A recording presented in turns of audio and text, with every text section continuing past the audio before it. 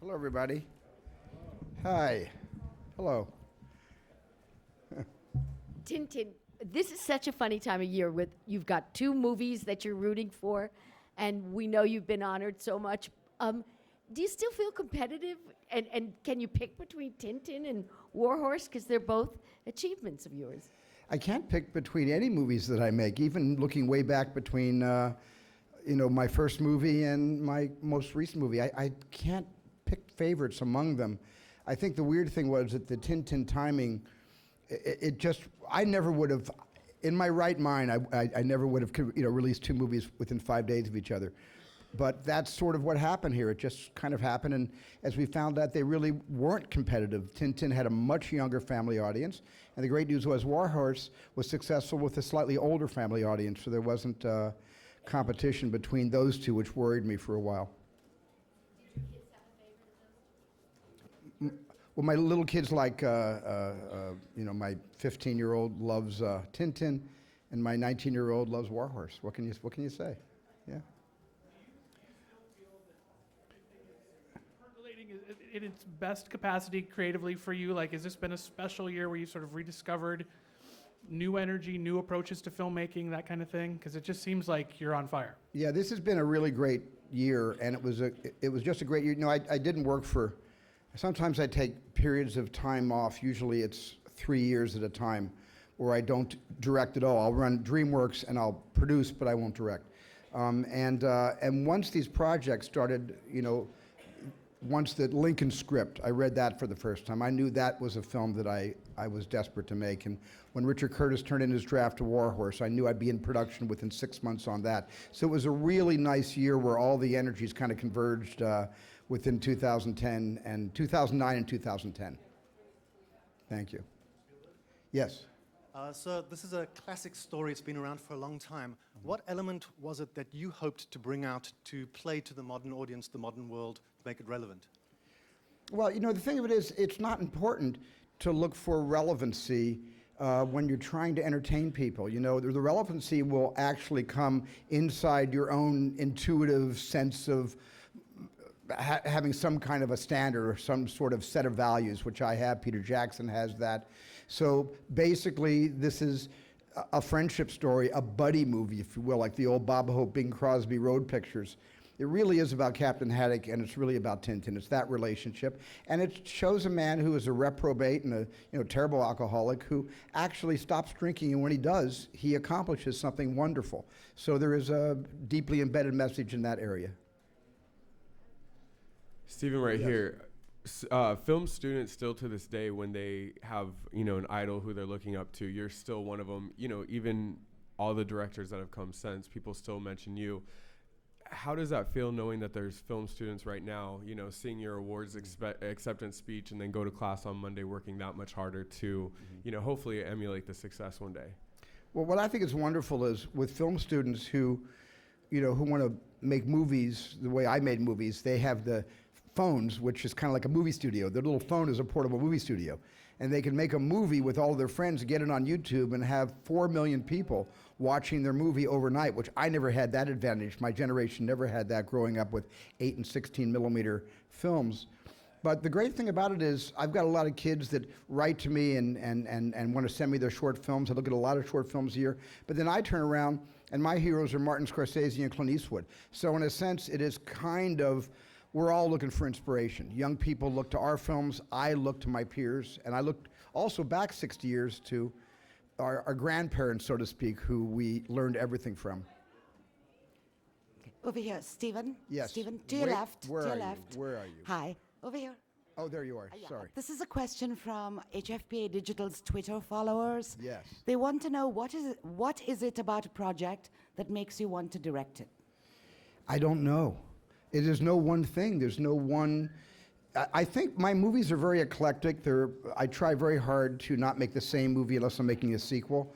And in that way, I don't look for, there's not a set of criteria that must all line up like the planets in order to get me to say I'll direct the movie. Every time I commit to direct something, I'm seized with some kind of passion. I'm surprised I have committed to it. And a month later, I'm trying to get out of it.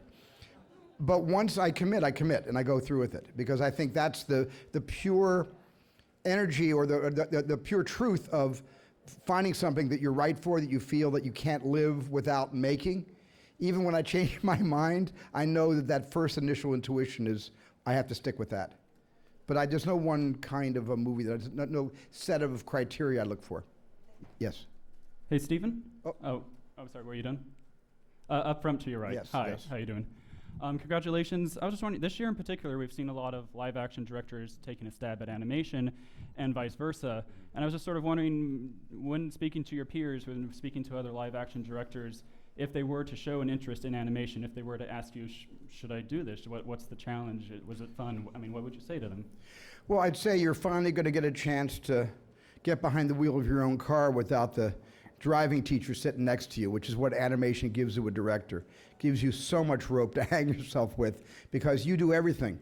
You know, you can light it with the animators if you choose to. You can get very complex in your choreography of the camera. You can change things. You can change entire sequences within a couple of months. And it's such a malleable art form that it drove Bob Zemeckis away from live action to do Polar Express and Beowulf and Christmas Carol. And Bob is the Thomas Edison of the motion capture new medium. Bob really is. Peter Jackson, myself, and Jim Cameron, we all take our hats off to Bob because he invented this. And I can see why, because it gives you such flexibility and the luxury of being able to quietly, almost like a painter, even though you're working through 400 animators, but it's still very personal between you and the canvas. In a movie, you're on the set with 200 people. It's a humongous collaboration. In this art form, you're pretty much alone, and all of the animators that are working on your vision are far, far away. It's a very unique collaboration, and I'm hoping after Peter does Tintin 2, which he's directing after The Hobbit, I'll get a chance to do the third one if we're successful with the second one. Thank you. Mr. Spielberg. Yeah. Mr. Spielberg, Yes, greet hi. Belgium TV Prime. Hello. We feel like such a Thank victory. you, Belgium. Yes. This is where Hergé started the whole. So I wanted to ask you, it's fantastic that you are standing up there, and especially for Kuifje and Tintin. How was your experience in Belgium? And I also know that you opened up there. Can you talk a little bit about that? Well, we had the premiere in Belgium and the same day after that in Paris, because in Belgium and Paris, this is where the world first embraced Tintin. And this is where it all began. So we wanted to honor the roots. Hergé is an exceptional illustrator and storyteller. And we just thought we couldn't live without, bringing this film first to Belgium. For Fanny and Nick Rodwell, who supported us, optioned the rights to me twice, once in '83 and once in 2002, again in 2002. And we really owe a lot to the Hergé family because they really stood by us and let us make changes. Because you can't take any of the books and turn them right into movies. It'll only be 35 minutes long. You've got to adapt these into motion pictures. And we could never have done this without the flexibility of the estate.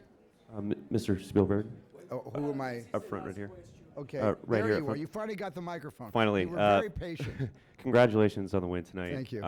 Stuart Oldham from Variety, by the way. You're currently in production on Lincoln, and then you mentioned that another Jurassic Park may be in the works. Do you know what your next project's going to be after Lincoln? Mm-hmm. What will that be? I'm directing a film for Fox and DreamWorks called Robopocalypse, which was announced in Variety about 5 months ago or 6 months ago. But that's my next directed film after Lincoln. And I'll probably start production on that film late summer, early fall, more like late summer. Okay, thank you, everybody. Thank you. Yes. This for the digital video camera or a still camera? Because I can move it a little bit if you want me to, little animation, Yeah, I learned everything from Andy Serkis. Thank you very much.